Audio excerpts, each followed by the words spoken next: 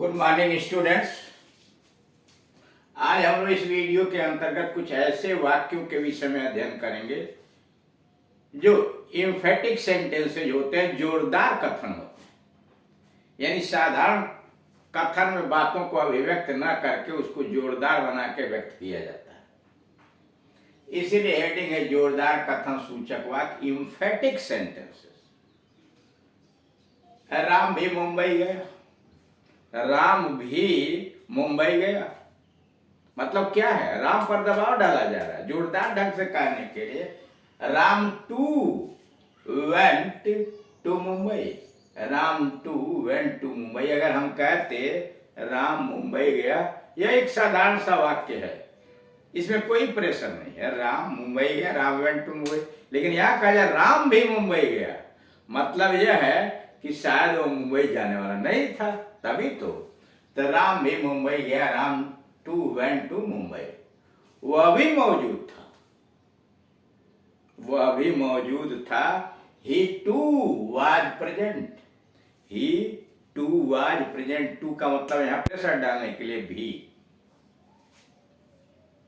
मछली भी खरीदी गई। Fish too was bought. मछली भी खरीदी गई।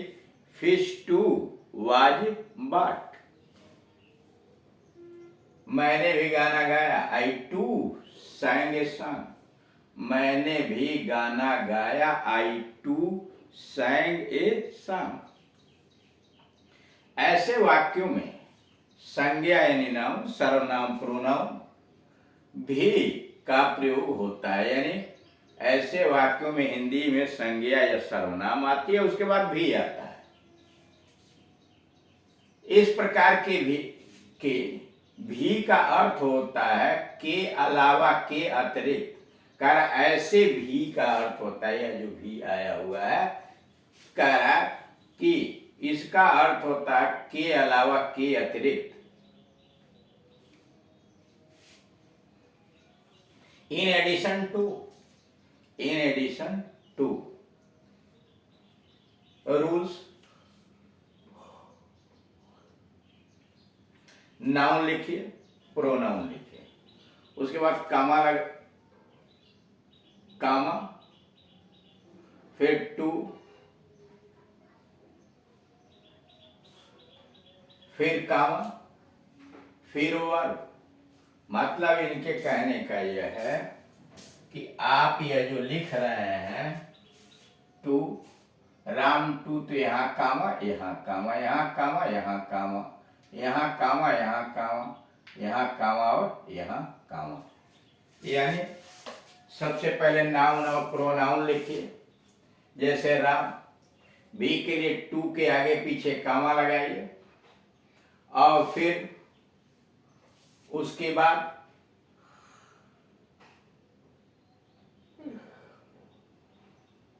कामा लगा के वर्ब रखिए, और फिर अदर वर्ड जो दूसरे शब्द अगर हैं तो उनके अंग्रेजी लिखिए।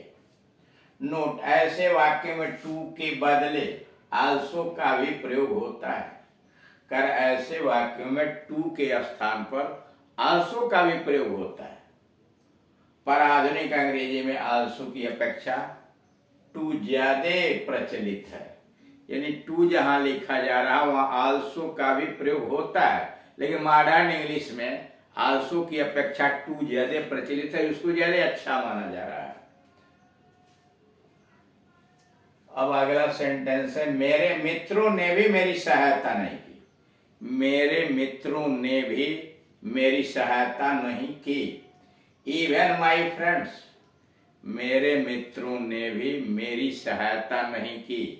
Even my friends did not help me. Even my friends did not help me. वह मुझसे बोला भी नहीं। वह मुझसे बोला भी नहीं। He did not even speak to me. He did not even speak to me। यह देख रहे हैं even, यह जो भी आ रहा है वह even के लिए आ रहा है, उस शब्द पर दबाव डाल रहा है जो जिसके लिए आया हुआ है। जैसे वह मुझसे बोला भी नहीं, भी किस पर दबाव डाल रहा है? स्पीक पर। इसके पहले वाले में आया हुआ क्या, मित्र के ऊपर दबाव डाल रहा था। तो इवन माई फ्रेंड्स, वह खड़ा भी नहीं हो सकता, ही कांट इवन स्टैंड, वह खड़ा भी नहीं हो सकता, ही कांट इवन स्टैंड। यहाँ इवन जो है प्रेशर डालने के लिए, इम्फेटिक करने के लिए आया हुआ किस पर, वह आया हुआ है स्टैंड नामक क्रिया पर। वह स्टैंड पर दबाव डाल रहा कि वह खड़ा भी नहीं हो सकता है, यानी स्टैंड के ऊपर प्रेशर बनाने के लिए आया हुआ है।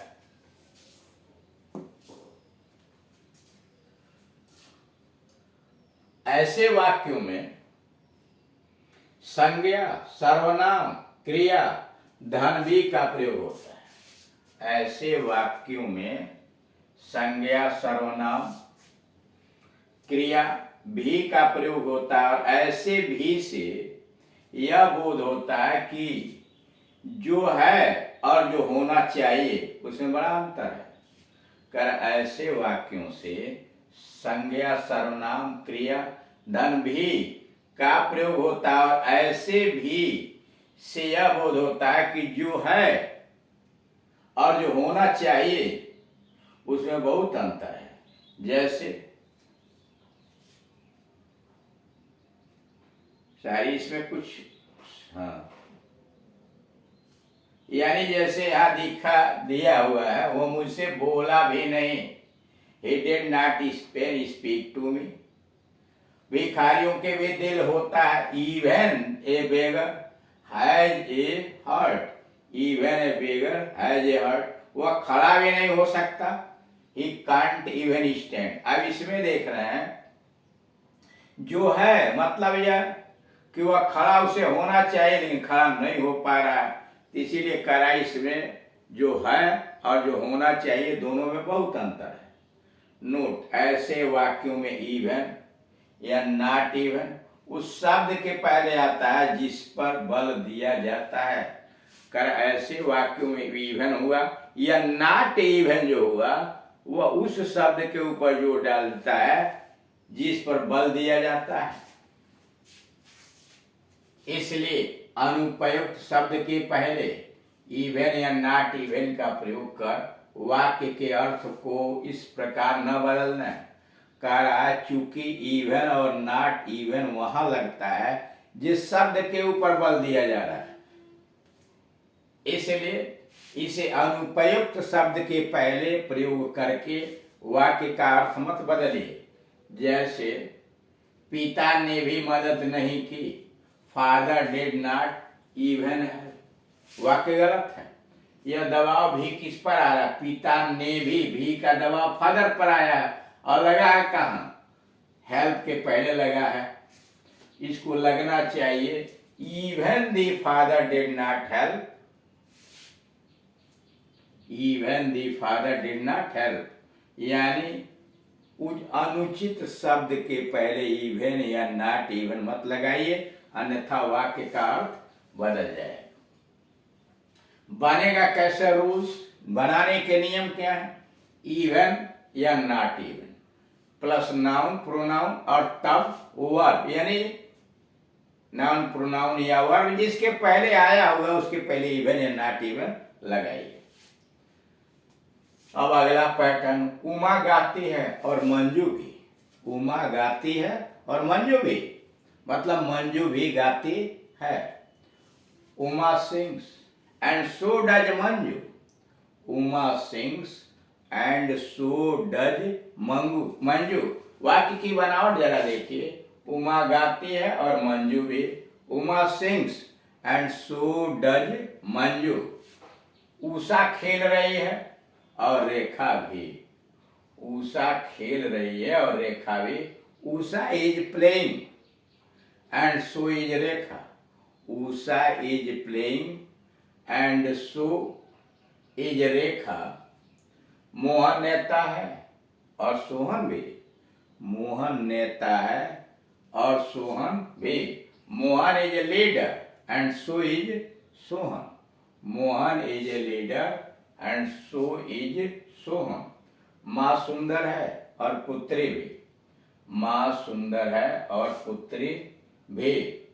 द मदर इज ब्यूटीफुल, माँ सुंदर है और पुत्री भी। The mother is beautiful and so is the daughter.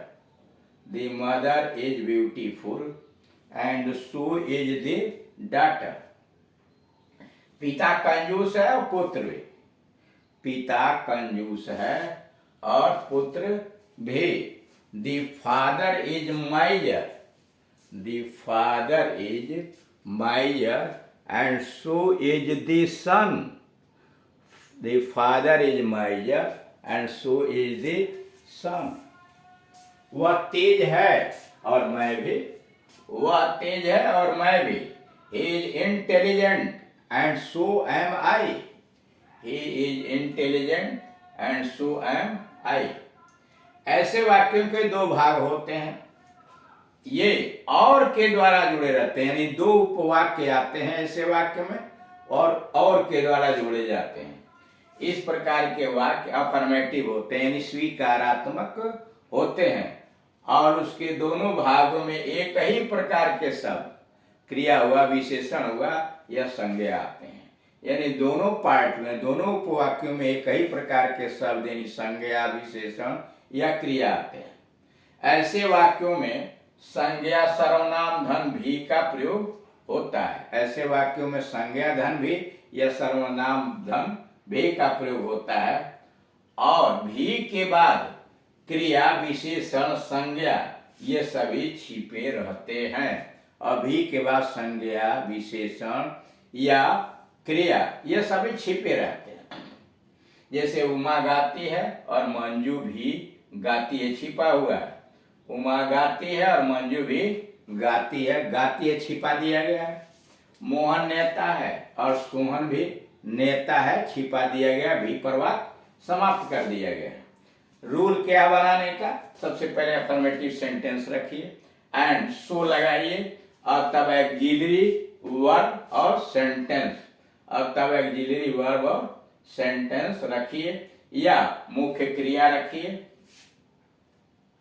नहीं ऑक्सिलरी वर्ब यानी सहायक क्रिया, और तब सब्जेक्ट रखिए, कर्ता रखिए। जैसे यह हो गया affirmative sentence the father is miser and से जोड़ा और उसके बाद सो, फिर ऑक्सिलरी वर्ब और तब सब्जेक्ट लिखा।